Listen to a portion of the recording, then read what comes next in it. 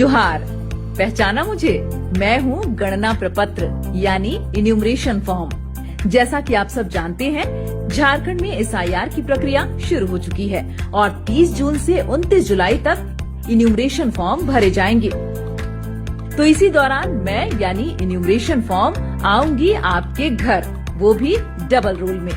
नहीं, फॉर्म देखकर घबराने की जरूरत नहीं है, क्योंकि इस फॉर्म को भरना बेहद आसान है। तो चलिए अब मैं आपको बताती हूँ कि आप कैसे बिल्कुल आसानी के साथ अपना इन्यूमरेशन फॉर्म भर सकते हैं।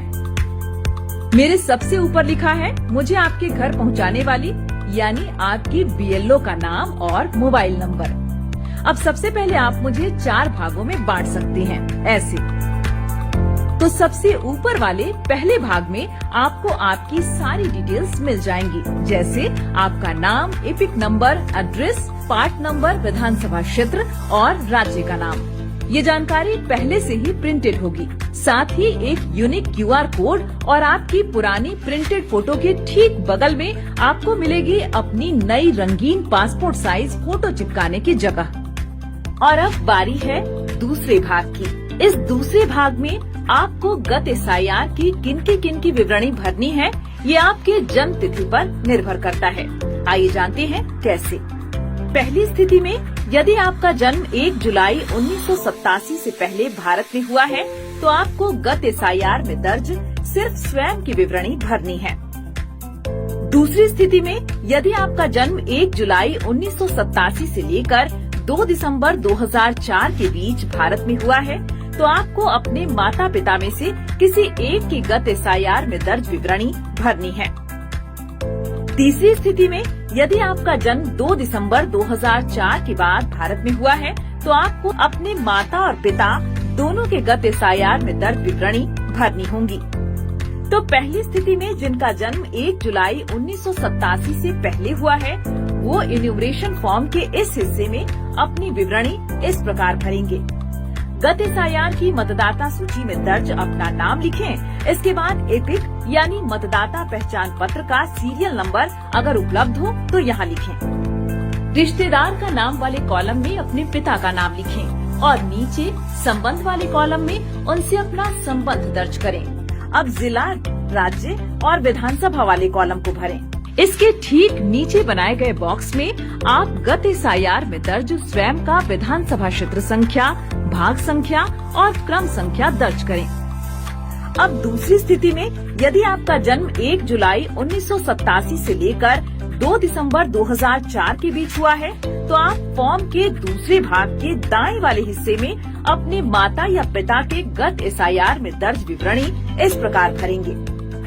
नाम वाले कॉलम में माता या पिता जिनकी भी जानकारी उपलब्ध हो उनका नाम लिखें। यदि उनका एपिक नंबर उपलब्ध हो तो यहाँ लिखें।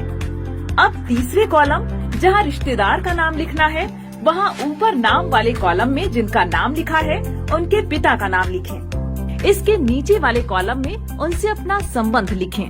अब जिला, राज्य और विधानसभा वाले कॉलम को भरें। इसके ठीक नीचे बनाए गए बॉक्स में गत एसआईआर में दर्ज उनकी विधानसभा क्षेत्र संख्या, भाग संख्या और क्रम संख्या लिखें। अब तीसरी स्थिति में यदि आपका जन्म 2 दिसंबर 2004 के बाद हुआ है, तो आप फॉर्म के दाएं वाले हिस्से में दी गई जगह को कुछ इस तरह एक लकीर के माध्यम से 2 हिस्से में विभाजित कर लें।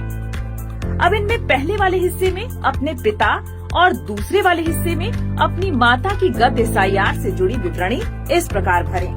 नाम वाले बॉक्स में एक तरफ पिता और दूसरी तरफ माता का नाम लिखें। एपिक संख्या वाले बॉक्स में अगर उनकी एपिक संख्या उपलब्ध हो तो दर्ज करें। रिश्तेदार वाले नाम के बॉक्स में माता और पिता दोनों के ही पिता का नाम दर्ज करें। संबंध वाले बॉक्स में उनसे अपना संबंध दर्ज करें। इसके बाद जिला, राज्य और विधानसभा वाले बॉक्स को भरें। अब इसके ठीक नीचे वाले हिस्से में दिए गए विधानसभा संख्या, भाग संख्या और मतदाता क्रम संख्या के बॉक्स में इस तरह लकीर खींचें और माता और पिता दोनों की गत एसआईआर में दर्ज विवरणी इस प्रकार भरें। विधानसभा क्षेत्र संख्या वाले बॉक्स में गत एसआईआर में दर्ज माता और पिता दोनों की विधानसभा क्षेत्र संख्या लिखें। इसी तरह भाग संख्या और क्रम संख्या में गत एसआईआर में दर्ज माता और पिता दोनों की भाग और क्रमांक संख्या दर्ज करें। अब आते हैं फॉर्म के तीसरे हिस्से में। यहाँ आपको अपनी कुछ सामान्य जानकारियाँ दर्ज करनी होंगी, जैसे अपनी जन्म तिथि, यदि आपका आधार नंबर उपलब्ध हो तो यहाँ लिखें। उसके बाद अपना मोबाइल नंबर और फिर अपने पिता या अभिभावक का नाम, यदि आपके पिता या अभिभावक का मतदाता पहचान पत्र संख्या उपलब्ध हो तो यहाँ लिखें। उसके बाद अपनी माता का नाम लिखें। यदि उनका मतदाता पहचान पत्र संख्या उपलब्ध हो तो आप उसे भी अगले कॉलम में दर्ज करें। यदि आवश्यकता हो तो अगले कॉलम में अपने पति या पत्नी का नाम और उनका मतदाता क्रमांक दर्ज करें। लीजिए, आपने अपना इन्यूमरेशन फॉर्म लगभग भर ही लिया है, लेकिन अभी बाकी है सबसे जरूरी काम। इन्यूमरेशन फॉर्म के चौथे हिस्से में 3 महत्वपूर्ण घोषणाएं लिखी हैं। यदि आप स्वयं अपना इन्यूमरेशन फॉर्म भर रहे हैं तो इसे ऐसे पढ़ें।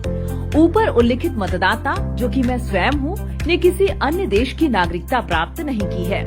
मैं मतदाता सूची में शामिल होने के लिए आवेदन कर रहा हूँ और ऊपर उल्लिखित नाम, जो कि मैं स्वयं हूँ, किसी अन्य विधानसभा क्षेत्र, संसदीय क्षेत्र में शामिल नहीं हूँ। मुझे पता है कि इस आवेदन के संबंध में उपरोक्त कथन या घोषणा करना जो झूठा है और जिसके बारे में मैं जानता या मानता हूँ कि वह झूठा है या जिसे मैं सच नहीं मानता हूँ, लोक प्रतिनिधित्व अधिनियम 1950 की धारा 31 के अंतर्गत 1 वर्ष तक का कारावास या जुर्माना या दोनों हो सकता है। और यदि आप परिवार के किसी अन्य सदस्य के लिए इन्यूमरेशन फॉर्म भर रहे हो तो इसे ऐसे पढ़ें। ऊपर उल्लिखित मतदाता, जो कि मेरे परिवार का सदस्य है, ने किसी अन्य देश की नागरिकता प्राप्त नहीं की है। मैं मतदाता सूची में शामिल होने के लिए आवेदन कर रहा हूँ और ऊपर उल्लिखित नाम, जो मेरे परिवार का सदस्य है, किसी अन्य विधानसभा क्षेत्र, संसदीय क्षेत्र में शामिल नहीं है। मुझे पता है कि इस आवेदन के संबंध में उपरोक्त कथन या घोषणा करना जो झूठा है और जिसके बारे में मैं जानता या मानता हूँ कि वह झूठा है या जिसे मैं सच नहीं मानता हूँ, लोक प्रतिनिधित्व अधिनियम 1950 की धारा 31 के अंतर्गत 1 वर्ष तक कारावास या जुर्माना या दोनों हो सकता है। इस घोषणा को ध्यान पूर्वक पढ़ने के बाद एक बार फिर दर्ज की गई जानकारी को अच्छी तरह जांच लें और अगर सारी जानकारियां सही हो तो सबसे नीचे दाहिनी तरफ दिए गए स्थान में अपने हस्ताक्षर कीजिए। यदि घर का कोई सदस्य अस्थायी रूप से अनुपस्थित हो तो घर का कोई भी वयस्क सदस्य उनका फॉर्म भर सकता है। लेकिन यहाँ ये बात ध्यान देने की है कि हस्ताक्षर करते समय मतदाता से अपने संबंध की जानकारी अवश्य दें। देखा कितना आसान है इन्यूमरेशन फॉर्म भरना। यही नहीं, इससे भी आसान है इन्यूमरेशन फॉर्म जमा करना।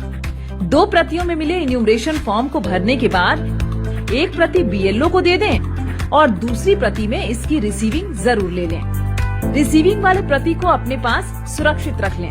बस हो गया। और एक बात, इन्यूमरेशन फॉर्म भरने में देर न करें। फॉर्म मिलते ही जितनी जल्दी हो सके इसे भरकर जमा करें। इन्यूमरेशन फॉर्म के साथ कोई भी दस्तावेज नहीं देना है। सिर्फ पात्र भारतीय नागरिक ही इन्यूमरेशन की इस प्रक्रिया में भाग ले सकते हैं। वैध अथवा अवैध रूप से भारत आए किसी विदेशी नागरिक का सत्य या मिथ्या जानकारी देना, रिक्त या आंशिक रूप से इन्यूमरेशन फॉर्म भरना या फॉर्म पर हस्ताक्षर करना जन प्रतिनिधित्व अधिनियम की धारा 31 के तहत एक दंडनीय अपराध है। अगर कोई भी विदेशी नागरिक भरा हुआ इन्यूमरेशन फॉर्म बीएलओ को व्यक्तिगत रूप से अथवा ऑनलाइन माध्यम से जमा करता है तो ईआरओ उस आवेदक के खिलाफ एफआईआर दर्ज करेंगे। विदेशी नागरिक इन्यूमरेशन फॉर्म न भरें और बिना हस्ताक्षर किए ही बीएलओ को तुरंत वापस करें। एसआईआर की प्रक्रिया से हमारी मतदाता सूची होगी एकदम शुद्ध और सटीक। तो इस अभियान में आप भी अपना योगदान दें और जागरूक मतदाता का कर्तव्य निभाएं।